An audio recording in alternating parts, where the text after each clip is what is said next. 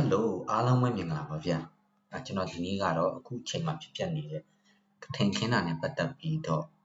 ဒီကထိန်ခင်းတဲ့ပုံမှာစုညံတန်နဲ့ဒီအတန်ကျဆက်တွေကျေလောင်စာဖွင့်ပြီးတော့ပတ်ဝန်းကျင်မခံနိုင်အောင်ဒီလိုမျိုးတရုတ်ပြက်တဲ့ယဉ်ကျေးမှုတွေနဲ့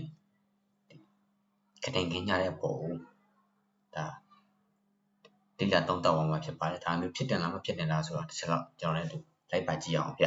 Okay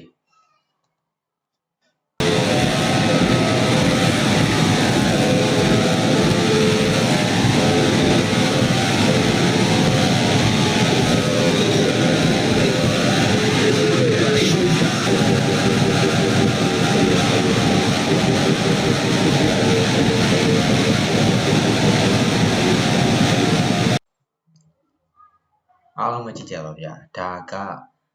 ကထိန်ခင်းတဲ့တရက်တော့ကထိန်မှာဖြစ်တယ်နော်ဒါကဒီကထိန်ခင်းနေတဲ့ပုံမှာကထိန်ပြီးတဲ့ချိန်လေးဖြစ်ကောင်းဖြစ်မှာပေါ့ဗျာအဲ့ဒီပုံမှာသူတို့ဒီlaw speaker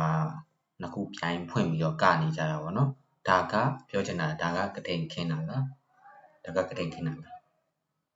နော်ကထိန်ခင်းတာလားပုံဝင်ကျင်ဒုက္ခပေးနေတာလားဒါကlaw speaker 11ခုနဲ့တစ်ခုနဲ့ပြိုင်ပြီးဖွင့်နေတာဗျာကထိန်ခင်းတာလုံးဝမအဆက်ဘာမှမဆိုင်ဘူးဒါမျိုးကလုံးဝမလုပ်တဲ့ပါဘူးနော်ပြီးတော့သူတို့အဲ့လိုဖွင့်တဲ့ချိန်မှာပုံဝင်ကျင်မှာတက်ကြီးရွယ်ဦးတွေရှိတယ်နော်နေမကောင်းနေတဲ့လူတွေရှိနိုင်တယ်ဗျဒါမျိုးဆိုရင်ဘယ်လိုလုပ်မလဲဗျအရန်အားနာရပါတယ်ဒါဒီလိုမျိုးတရုတ်ပြက်ဆိုတာရက်မှုထူပြီးကခုန်နေတဲ့မြင်ကွေးရတာဒီခွင့်ပြုထားတာလေဒါတာရဏတော်လေဗုဒ္ဓဝါဒနဲ့ကြည့်လို့ရှိရင်ဒါညှို့နှွမ်းနေပေါ့နော်ဒါလုံးဝမလုပ်တဲ့ပါချက်ကြည့်ပါ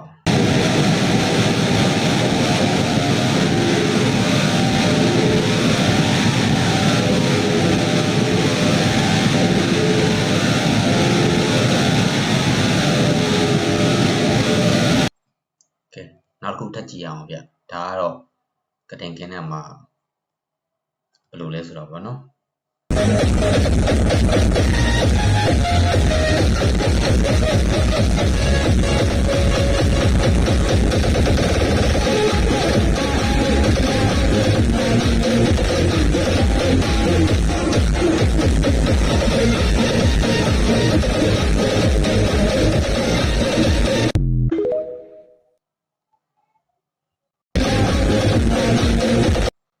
လည်းကြည့်ပါဦးဗျာ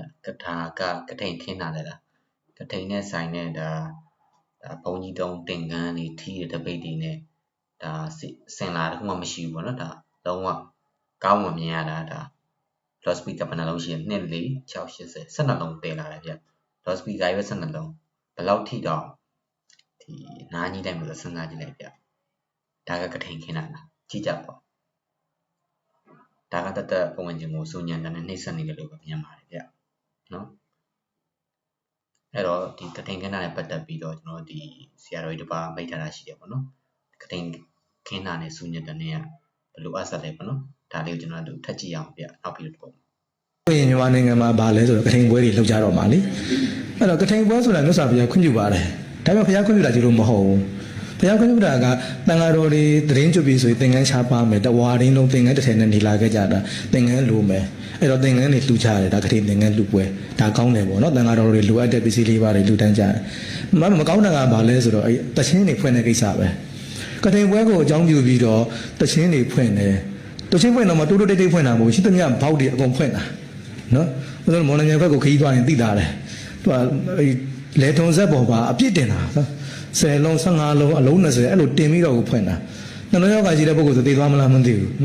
ဟိုဘေးနားကားမောင်းသွားရင်ကားတွေဆိုလည်းတုံခါသွားတာနော်အဲ့လောက်ထိကိုသူကစွတ်စွတ်ဝါးကြီးတယ်ဆိုတော့စူးညံနေတာပေါ့နော်ကထိန်ပွဲကိုအကြောင်းပြီးတော့တိန်လဲမုံနေလဲမုံတစ်ချောင်းလဲမုံတစ်ချောင်းလဲမုံရှိသမျှအကြောင်းရှိသမျှရွာကစူးညံနေကြတာဆိုတော့ဘာသာကြားတွေအမြင်မှာအထင်သေးစရာလေဗုဒ္ဓဘာသာကဒီလိုပဲလားဆိုတာမျိုးပေါ့နော်မြတ်စွာဘုရားကအဲ့လိုစူးညံတာကိုမကြိုက်ဘူးလေဆိုဦးဇင်းပြောချင်တာကဘာလဲဆိုတော့ဟိုဗုဒ္ဓဘာသာတွေလုံးသမျှအားလုံးဒီသာသနာကိုထိခိုက်တာပဲ ကိုကောင်းကောင်းမလုပ်ရင်သာသနာဂုဏ်တက်တယ်ကိုကောင်းကောင်းမလုပ်တဲ့မကင်တိုင်သာသနာထိခိုက်တယ်အဲကြောင့်ဦးဇင်းတို့ရဟန်းတော်များဗုဒ္ဓဘာသာကိုစားပြုတဲ့တရားဓမ္မများအနေနဲ့ဘာသာရေးနဲ့ပတ်သက်လာအထူးသတိထားရမယ်ကိုလုံးနေတဲ့အလုပ်ဒီဘုရားဆုံးမနဲ့ညီလားမညီလားကြည့်တင်တယ်ပေါ့နော်မသိရင်ဆရာတော်တွေမေးပေါ့အရှင်မြတ်တို့ဒါလေးလုပ်ချင်တယ်ဒါအဆက်သလားဘုရားရှင်ဆိုရင်ခွင့်ပြုသလားဒါမျိုးပေါ့နော်မေးတင်တာဒီမှာဆရာတော်ဘုရားပြောတာပေါ့နော်ဒီဗုဒ္ဓမြတ်စွာဘုရားကသူကဒီကထိန်ခဏပတ်သက်ပြီးတော့ကထိန်ခင်းနာကိုဒါခွင့်ပြုတယ်ဒါဘာလို့ဆိုလို့ရှိရင်ဒီဆရာတော်တွေအတွက်သတင်းပတ်လုံးဒါဝါတော်တက်ခံမျိုးမှာဒါသူတို့ဒါဒီသင်္ကန်းတစ်ထည်နဲ့ပဲသူတို့ဒီလာဆောက်တည်ရတယ်ပေါ့နော်အပုံမှာမှဒါသင်္ကန်းတွေလှူတဲ့ပုံမှာဒါကထိန်ဖွေလို့ခေါ်တာပေါ့နော်ပြီးတော့အဲကြောင့်မို့ဆရာတော်ကပြောထားတယ်ဒီကထိန်ပွဲကိုအကြောင်းပြုပြီးတော့ဒါတခြင်းနေဖွင့်ပြီးတော့စူညံလုပ်ခြင်းဟာဒါလွဲမနေတဲ့အယူဆပေါ့နော်ဒါလုံးဝမလုပ်တင်ဘူးအဲ့တော့အဲ့လိုလုပ်ခြင်းအဖြစ်ဘာဖြစ်မလဲဒုတိယတစ်ချက်နေအဲ့လိုလုပ်ခြင်းအဖြစ်ဗျာဒီကျွန်တော်ရဲ့ဒီဗုဒ္ဓဘာသာတို့ခံယူထားတဲ့လူတွေကအဲ့လိုဘယ်မှသာလုပ်ခြင်းကြောင့်ကျွန်တော်ရဲ့ဒီဗုဒ္ဓဘာသာကိုပဲထိခိုက်တယ်ဗျာတခြားဘာသာနဲ့ကြည့်မယ်ဆိုလို့ရှိရင်ဒါဘာသာနာနဲ့ကြည့်မယ်ဆိုလို့ရှိရင်မင်းတို့ဗုဒ္ဓကအရန်မင်းတို့ရဲ့ဘာသာတရားကအရန်စုညံတာပဲဒါပတ်ဝန်းကျင်ဒုက္ခပေးမှမင်းတို့ကကုသိုလ်ရမှာလားဆိုတော့ဒါမျိုးတွေနဲ့ဒါဒီဒါနာတော့ညှိုးနှွမ်းနိုင်တယ်ပေါ့နော်ဒါမျိုးလုံးဝမလုပ်တင်ပါဘူးပြီးနောက်နံပါတ်3ချက်အနေနဲ့ကဒီကထိန်ခင်းအလှလုပ်ကြမဲ့ဒါတက္ကနာမိုင်းအနေနဲ့ဒါသူတို့လုပ်တဲ့အလှကလုံးဝစမှန်တဲ့အလှလားကုလိုလုံးဝသူတို့ရဲ့လုပ်ပုံလုပ်နေနဲ့မှန်လားမှားလားဆိုတော့ဒါကဲလို့မသိခဲ့လို့ရှိတော့ဒါဒီတက်ဆိုင်ရာတန်ခါတော်တွေတကွာဒါတိုင်မင်ရမယ်ဆွေးနွေးရမှာပေါ့နော်တပည့်တော်တို့ကဒီလိုလုပ်တင်လားမလုပ်တင်လားပေါ့နော်ဒါမျိုးတွေအများကြီးလိုရပါတယ်ဗျဒီဆရာတော်ပြောတာလည်းရန်ထွာဝါကြပါတယ်ဗျပေါ့နော်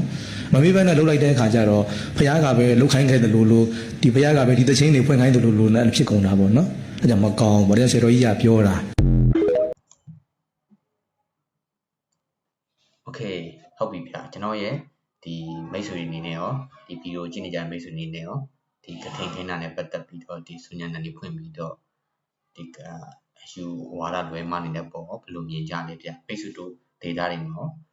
ကထိန်ပွဲတွေကဘယ်လိုမျိုးကျင်းပကြလဲဗျအမြင်လေးကိုလည်းကွန်မန့်မှာရေးပါကြပါအောင်ဗျအားလုံးပဲကျေးဇူးအများကြီးတင်ပါတယ်ဗျ